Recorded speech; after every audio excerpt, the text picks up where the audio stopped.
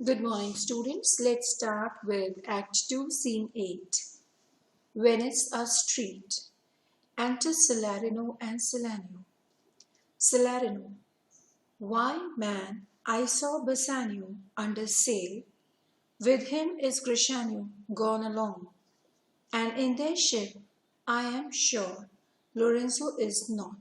So here they're talking about Lorenzo and Jessica. Salarino and Salanio, they're talking about Lorenzo and Jessica that yes, they have escaped, but I have seen Bassanio's ship and they were not in his ship, right?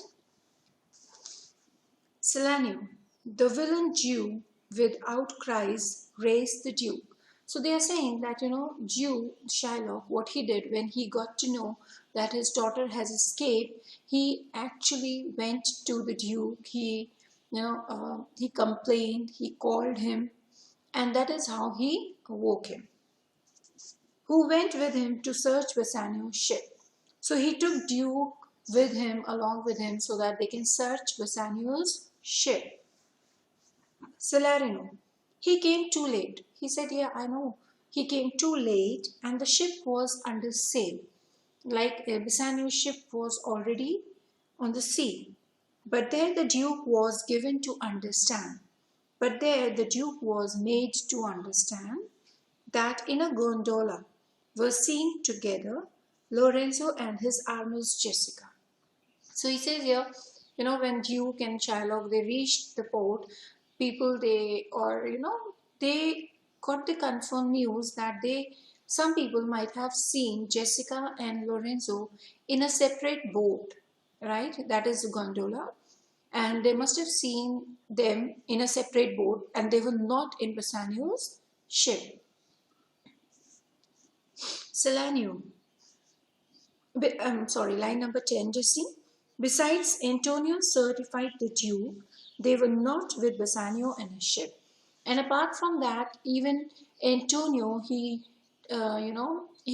certified, he assured the Duke that Jessica and Lorenzo, they were not in Bassanio's ship. Salanio. I never heard a passion so confused. Now here, passion, they're talking about the feelings of Shylock. So he says here, I've never seen a man with so many different feelings at the same time. So strange, outrageous, and so variable. So his feelings were strange, outrageous, and variable. They kept changing as the dog Jew did utter in the streets. So they are being a little abusive here. They are calling Shylock a dog. And he says here, like a dog, he was shouting on the streets of Venice. What was he shouting? My daughter, oh my ducats, oh my daughter, fled with a Christian. Oh my Christian ducats, justice, the law, my ducats and my daughter. A sealed bag, 2 sealed bags of ducats, of double ducats stolen from me by my daughter. So these were the lines that were actually spoken by Shylock. He was he was under a shock. He was actually shocked that his own daughter took all his money, took all his jewels, and she ran away with a Christian. So he was actually shocked, and in that state, he was just on the streets of Venice and he was looking out for his daughter. And the jewels, 2 stones, 2 rich and precious stones. This is how he was shouting. Stolen by my daughter, justice, find the girl. She had the stones upon her and the ducats. So these are the lines which were actually spoken by Shylock. He was actually shocked and surprised that his own daughter had taken away everything that he had. Salarino. Why?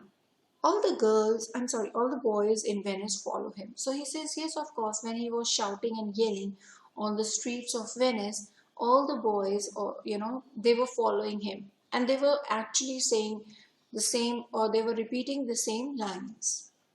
Crying. So crying means even those boys, they were saying, his stones, his daughter, and his ducats. So they were repeating everything, whatever Shylock was saying. Salanio. Let good Antonio look he keep his day, or he shall pay for this. So he says here, I hope Antonio makes sure, like Antonio, he keeps his day when he has to return the money, otherwise Shylock will take revenge from him. Salarino, Mary well remembered. So he says here, well, thank God you reminded me. I reasoned with a French man yesterday. So he says, I spoke to a French man yesterday. The French and who told me. So what this Frenchman told them, in the narrow seas, that part, the French and English. Narrow seas, we're talking about the English Channel. What happened there? There miscarried. Miscarried means wrecked. A vessel. So what wrecked there? A ship of our country, of Venice, richly fraught. Means it was richly laden. Right? I thought upon Antonio when he told me, and wished in silence that it were not his. So he says here, yesterday when I was talking to a French man, he told me that near the English Channel there has been a shipwreck, and the ship was of Venice, which was richly laden with the products, right? And he says here that the moment he told me about the shipwreck, I got so scared, and in my heart, I wished that it were not of Antonius, that that ship should not be of Antonius. Salanio, you were best to tell Antonio what you hear. So Salanio tells Salerno that you should have told Antonio about what you heard. Yet do not suddenly, but don't do that suddenly, okay? Just don't go and tell him. Why? For it may grieve him, otherwise it may make him sad. Salerno, a kinder gentleman treads not the earth. So here they both are talking about Antonio. Salerno says, I've never seen such a kind gentleman on earth. I saw Bassanio and Antonio part. So he says here, I have seen them getting separated, Antonio and Bassanio. Bassanio told him he would make some speed. So while Bassanio was leaving for Belmont, he told Antonio that he will, finish his work as soon as possible. And then, of course, he will return. He answered. So Antonio, what he answered? Do not so. Do not hurry up things, okay? Do not, uh, finish your work and come like that. He said, do not slumber, not business for my sake. That please do not what? Do not rush through your business because of me, Bassanio, but stay the very ripening of the time. But I want you to stay there till the right moment. And for the Jew's bond which he hath of me, let it not enter in your mind of love. So he even told Bassanio that whatever the bond was of Shylock, you don't have to think about that bond, and let the thoughts, the bond thoughts, do not let them enter your mind which is filled with love for Portia. Be merry and employ your chiefest thoughts to courtship and such fair Austin of love. So he says here, he even told Bassanio to be happy and to use his thoughts, It says here, be cheerful and concentrate on your love suit, right? And express your love in a manner that would bring credit to you. So here Antonio wanted to tell him that make sure that you spend your time with Portia in a very good manner. The courtship is the time before marriage. Then he says here, and shall conveniently become you there. And even there, his eyes being big with tears. So he says here, when he was saying him all these lines, Antonio's eyes were filled with big tears. Turning his face, he put his hand behind him. So he just turned his face. He didn't want to show anyone his tears. And then, of course, with affection wondrous sensible, he wrung Bassanio's hand, and so they parted. So he just, he ignored, he didn't wanted anyone to see his tears, that, he was actually crying for Bassanio. He actually, he shook Bassanio's hands, and then he just moved away. And there they parted. Salanio, I think he only loves the world for him. So he's saying that I think that Antonio loves this world only because of Bassanio. I pray thee, let us go and find him out, and quicken his embraced heaviness with some delight or other. So he says here, I request you, let us go and find where Antonio is, and we can, take away his sadness by indulging him in some amusement or some happy chat. Salarino, do we so? So he says here, let's do that. So that's the end of your scene here. Your scene 8 is finished. Just do one thing, if whenever you get time, just go through it, read it. Right? It is important. Let's move to Act 2, Scene 9. Now in Venice, I hope you remember these two boys, they were talking about Shylock, Shipwreck, Antonio and Bassanio. Now in Scene 9, we'll move to Belmont back again. In Belmont, Portia's there, and finally there's another suitor, Aragon. He's the Prince of Aragon. He's here to try his luck. Right? So let's do that.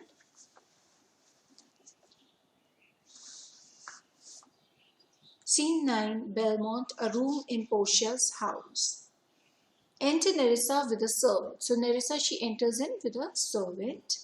Nerissa, she's telling the servant, quick, quick, I request you, draw the curtains straight. Means open the curtains. The Prince of Aragon had taken his oath.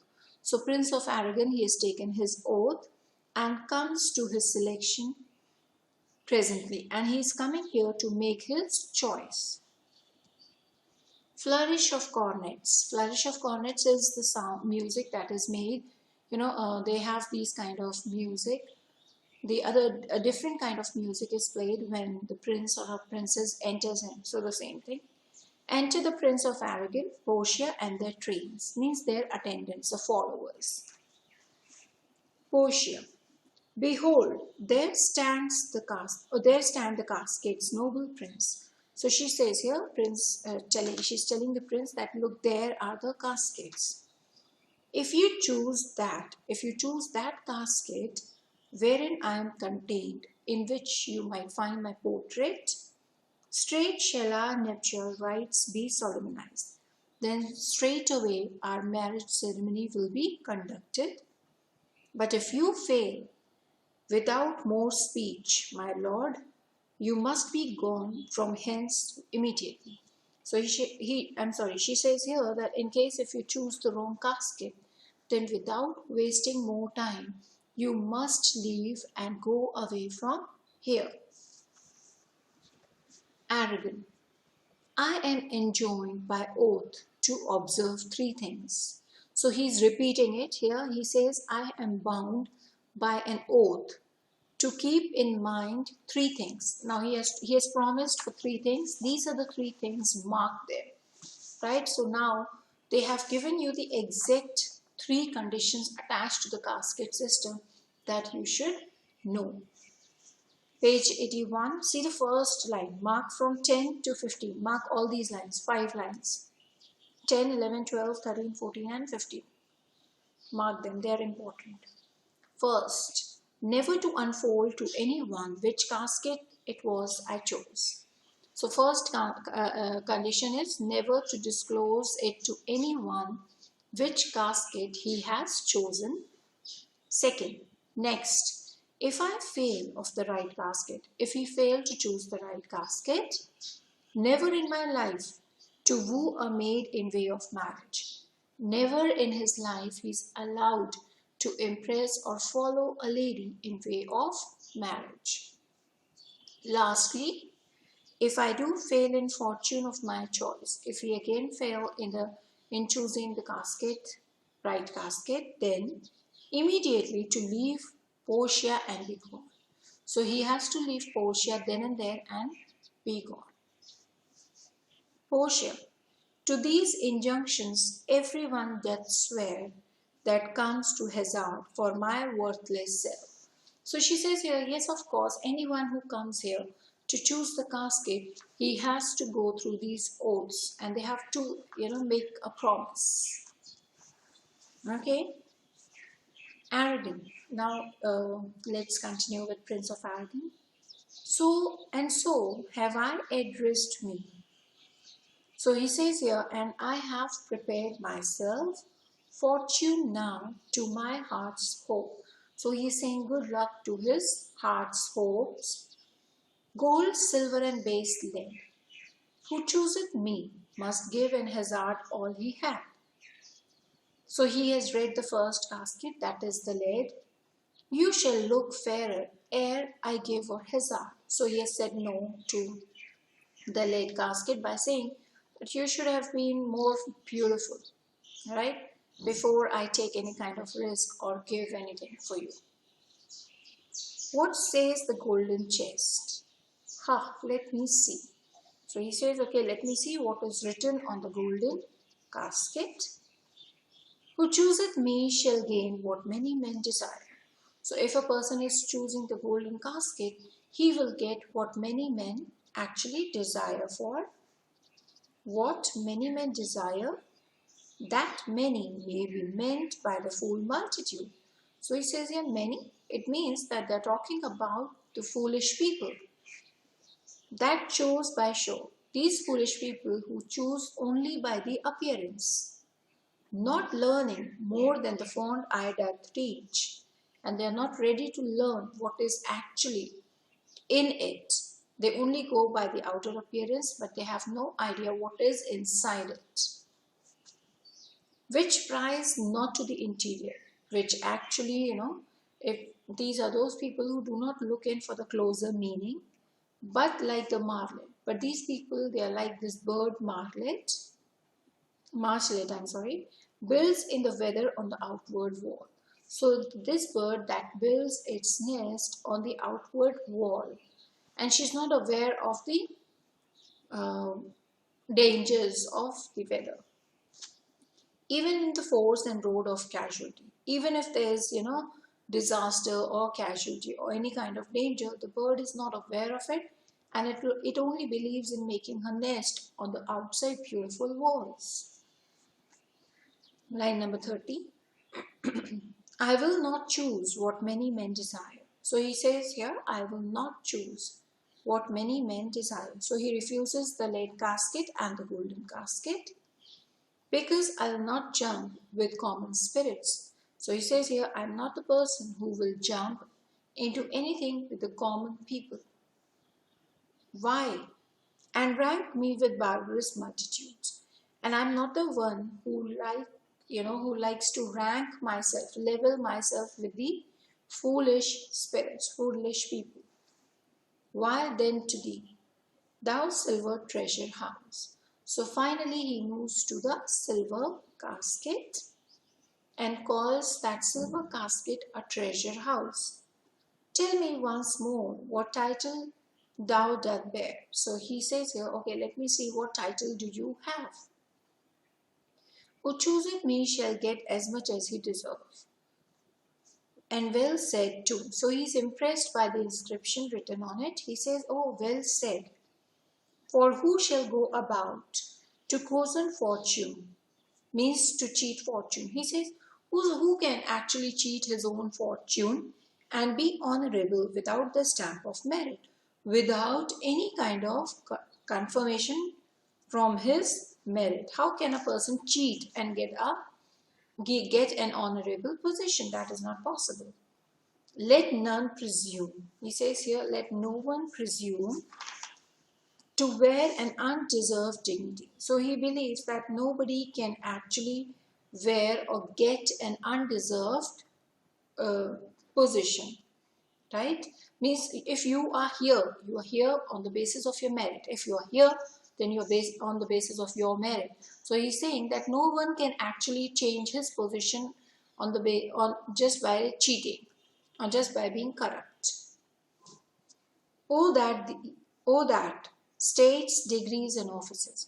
He's talking about these positions were not derived corruptly, and that clear honor were purchased by the merit of the wearer.